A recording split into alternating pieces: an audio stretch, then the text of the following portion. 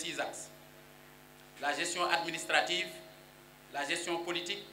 la gestion éthique et psychologique, la gestion sociale, la gestion urbaine, la gestion et la mobilisation des ressources financières. Alors, la gestion administrative, la restauration des symboles républicains, de l'ordre et de la discipline, instauration de la levée des couleurs tous les lundis à 8 h, août 2014, institution de la réunion hebdomadaire de coordination des services administratifs et techniques tous les lundis, août 2014, ouverture d'un bureau du courrier avec un double enregistrement des correspondances sur registre et électronique, août 2014, aménagement d'un espace d'accueil et d'orientation des usagers du service public, août 2014, amélioration du respect des horaires de service public, août 2014, rationalisation des effectifs avec la réduction du personnel temporaire de 320 à 30 environ, contractualisation en cours avec l'agence d'assistance à la sécurité de proximité, 20 ASP seront mis à disposition, revalorisation du service de l'État civil avec une responsabilisation accrue du chef de service, un équipement supplémentaire, une mise en quarantaine des intermédiaires appelés courtiers, une présence plus régulière des officiers d'état civil, une réduction du temps de délivrance qui est passé de 72 à 24 heures. La gestion politique, réaménagement des relations hiérarchiques et fonctionnelles. Au rez-de-chaussée, l'administration communale. À l'étage, un espace de pouvoir et d'influence, bureau de la ville et cabinet du maire. Affectation de bureaux aux membres du conseil municipal, du bureau municipal principalement, équipement en cours. Instauration d'une réunion hebdomadaire des membres du bureau de la ville, août 2014. Audience du maire, ouverte du lundi au vendredi aux maires de communes, chefs de service, adjoints au maire, conseillers municipaux, présidents de commission, délégués de quartier, notables et agents municipaux. Mise en place des commissions techniques du conseil municipal en tenant compte des compétences de la ville, salle de travail des commissions en perspective, gestion éthique et psychologique, un management qui a pour levier l'esprit de dépassement, l'inclusion et la motivation. Démythification du fameux bureau hanté de l'hôtel de ville. Maintien à leur poste de responsabilité de tous les agents municipaux chefs de service. Implication des compétences qui n'ont pas de charge administrative ou technique officielle. Motivation supplémentaire des employés municipaux. Augmentation du nombre de billets pour les pèlerinages. Hausse des pécules allouées aux pèlerins de 300 000 à 500 000. Gestion sociale. Une gouvernance locale ancrée sur la solidarité avec les jeunes et les personnes vulnérables ou nécessiteuses et à l'écoute des leaders d'opinion. Intégration de sujets vulnérables ou ayant un handicap physique dans le personnel, août 2014. Allocation de secours aux indigents, 25 millions pour la Tabaski. Subvention aux structures sportives, pas seulement les ASC, mais également les clubs civils, 35 millions. Allocation de 2 millions aux ASC Grand Thiès et Mbour 1 qualifiés aux phases finales nationales. Accompagnement financier des Tigresses du football féminin lors de la finale de la Coupe du Sénégal qu'elles ont remportée. Dotation en équipement sportif complet aux finalistes de la Coupe du Maire. Relations de dialogue, d'appui, conseil et d'accompagnement avec les autorités chrétiennes et musulmanes. Gestion urbaine. Des actions dynamiques pour l'amélioration du cadre de vie et la restauration de l'ordre public. Comité de veille, de réflexion et d'action pour la gestion des inondations, août 2014. Réalisation d'équipements de couverture pour les étals de friperie au marché central, août 2014.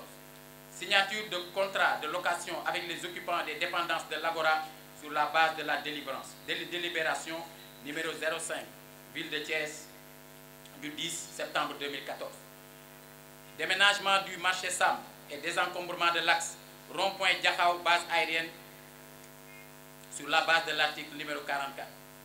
Lancement de l'opération d'installation de toilettes mobiles sur des sites à forte affluence, octobre 2014. Gestion et mobilisation des ressources financières.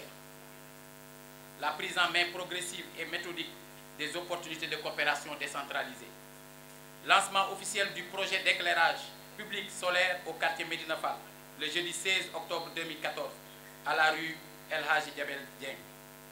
bouclage de la première phase du projet 50 partenariats le 20 août 2014 et participation imminente au lancement de la deuxième phase, coopération avec Solingen. Renégociation du financement AIMF pour la construction et la réhabilitation de postes de santé à l'occasion de l'Assemblée générale des maires francophones à Kinshasa, novembre 2014. Mise en perspective de l'achèvement des travaux relatifs à la maison du partenariat Thiès-Cergy. Consolidation de la coopération Caen-Thiès pour l'informatisation de l'état civil et l'aménagement de l'avenue de Caen. mbokk yi ñetti weer doon na jamono boo xam ne xëy na mënta doy ngir nit ñi mébét yi ñu am walla yaakaar yi ñu am lépp mate ci waaye ñetti weer ni muy amee ci ñëwinu doomu aadama maanaam su xasee mat nit ñi war nañoo mën a tàmbali di wax cin bu naree neex bu baxee xëy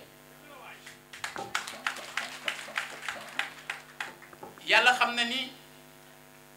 campagne nañ ba mu jeex kenn dégguñu ñu digee ndax koo xam ne wóoru la ni di nga fekke suba sañoo digee yàlla rek moo ko sañ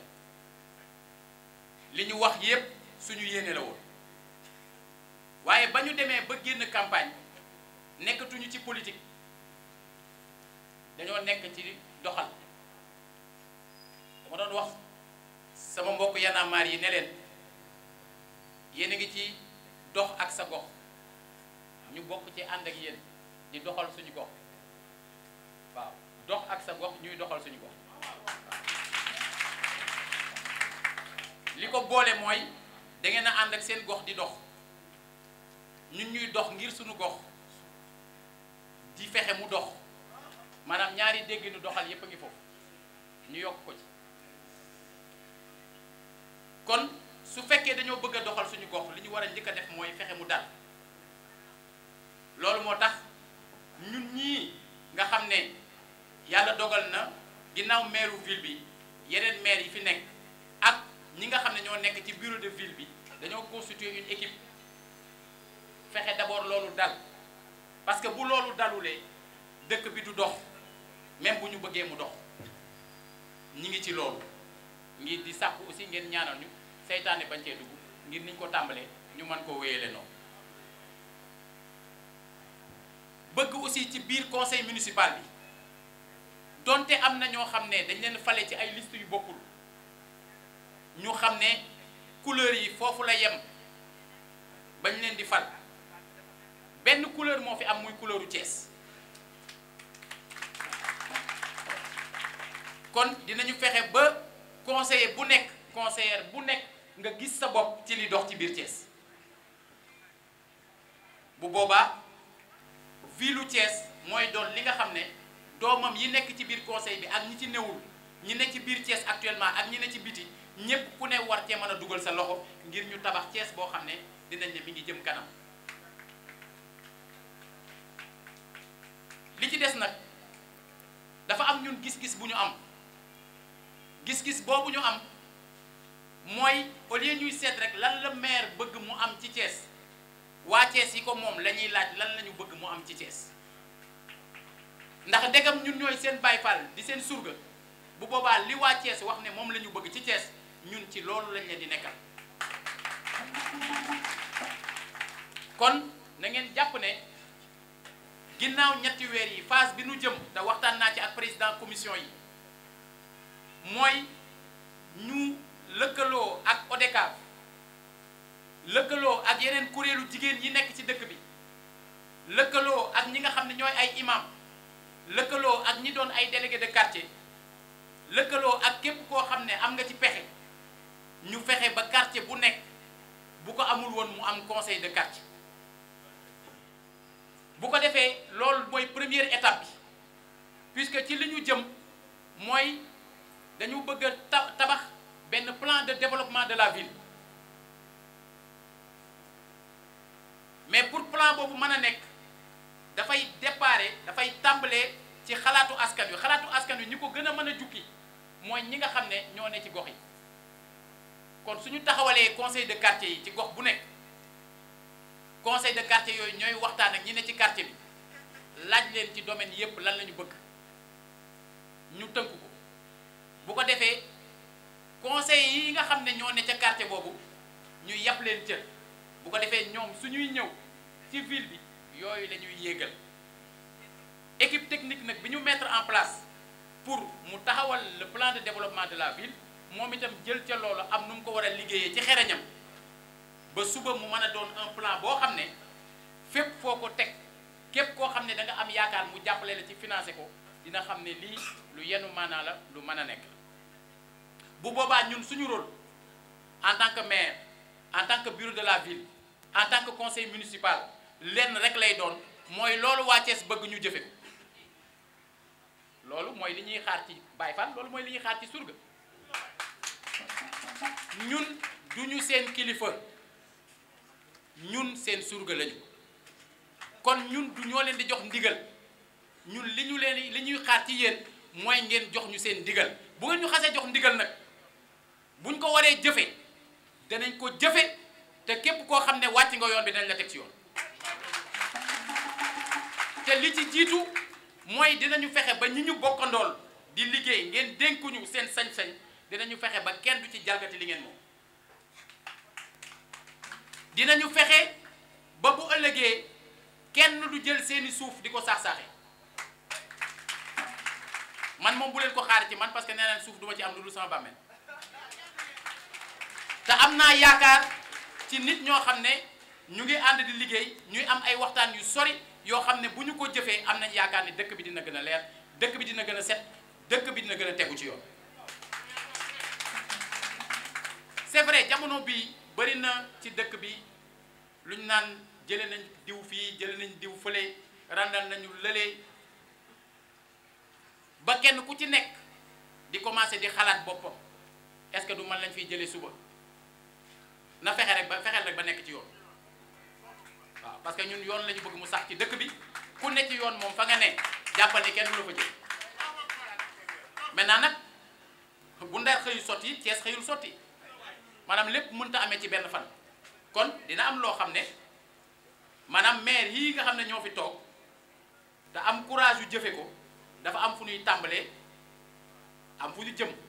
képp koo xam ne nag yow xam nga ni fa nga ne waroo faa ne parce que nekk woo fa ci yoon yow yaa war a waajalal sa bopp balaa ñu lay wax waajalal loolu mooy dëgg lii ñuy wax dañ ko wax parce que Thiès ñoo bëgg ñu setal dëkk bi Thiès ñoo bëgg dëkk bi baax comme ñoo ñu ko sant nag mais Baye Fall day jëfe xoolal yàlla xam na ni marché bi ñu fi jëlee 20% yi ñii samay mbokk lañ ñii samay xarit mais buñ dee doxee noonu dëkk bi du dem seet diw sama xarit la diw sama mbokk la kon dañoo bëgg rek ngeen xam ne ñun ñëpp li ñu ànd bëgg mooy dëkk bi tegu ci yoon li ci des ñu ngi leen di déglu du ñàkk di ngeen am ay jàmbat du ñàkk di ngeen am ay lu ngeen di jiiñat du ñàkk mu am ñu am lu ñuy ñaxtu du ñàkk mu am ay nit yu am xalaat bëgg ñu koo xelal mais lu mel noonu nag moo waral ñu woote jataay bu mel nii di remercier vraiment suñu mbokku société civile yépp mais particulièrement suñu mbokku Y'en a marre ak Forum Civil ndax xalaat bii ñu am fekk ndekete ñoom ñi ngi ci woon Maam Saliou Ndiaye mii laa dajel waxtaan ci ndeke ñoom loolu nekkoon na seen mébét waaw comme mébét yee ànd kay xam nga bu ñuy wax loxoy kajoor day weesaloo boppi kajoor aussi dañuy weesaloo kon xalaat boobu comme xalaat bu baax la mun ñu daje ci tey ji pour war koo jëfee ñi nga xam ne mën naa ne ay militants lañu wala ñoom dañoo far nañu bàyyi xel ne li ñu gën a bëgg ci waxtaan wi tey mooy nit ñi nga xam ne dañoo am nañu bëgg a génn ci seen xol pour génne ko nañ leen mettre à l'aise pour que ñoom ñu def kenn koo xam ne mi ngi jël kàddu di wax boo d'accordul ak moom it nga déglu ko mu wax ba yeggal parce que loolu mooy intérêt wu jataay bi te loolu mooy tax aussi mu mën a wéy ba dans 6 mois incha allah ñu defaat ko beneen 6 mois ba ca topp ñu defal au début bu ñu sañoon dañu ko bëggoon def ñetti weer yu nekk mais comme dañoo bëgg mu am contenu que mu am événement yu xew que mu am acte yu xew que mu am loo xam ne nit ñi ci seen bopp dana tax bu ñu dajee date bi am intérêt mu war a sax ñu koy def benn yoon par 6 mois mais bu njëkk bi ñu def ko mu daje ak ñetti weer yu njëkk yi daje ak 100 jours yi nañu dégloonte nañu ànd ak dal lu waay laaj daal laaj ko ci teggin. C'est un espace d'interpellation démocratique. Nous avons tous intérêt à revenir à l'article 3 de la Constitution. C'est l'article 3. La souveraineté appartient au peuple, qui l'exerce par l'intermédiaire de ses représentants ou directement par référendum. Mais depuis technique, aucune section du peuple, ni aucun individu ne peut s'attribuer l'exercice de cette souveraineté. sañ-sañ bi askan wi moo ko moom te moo koy dénkaane wala mu doxalal ko boppam ci référendum bi ñuy wax oui ou non waaye dañ ci teg ne benn pàcc ci réew mi wala benn doomu aadama ci réew mi mënta aaki moo sañ-sañ boobu. kon bu ngeen ñu fale yi teg ñu fi am seen sañ-sañ bu ngeen ñu dénk ñàkku leen ko mais pour ngeen mën a doxal yéen li ngeen am ci ñun muy contrôle bi li ko jiitu c'est l'information mooy ñun dañu war doon kër goo xam ne day leer set wecc ba kenn koo xam ne jóge na ci yéen pour bëgg a xam lu fiy dox ñu mën a organiser kër gi ba bu dikkee mu mën a am information yooyu parce que du ay secret de guerre waaw du secret de guerre da ngeen ñëw sant liggéey ñu di leen ko liggéey danañ fexe ba mu leer ba naññ di dugg waaw leer gi bañ a yem ci leer naññ di dugg waaw jërëjëf maa ngi leen di déglu. Tabaski ak ñeneen ñi nga xam ne aussi dañuy jënd ay jur.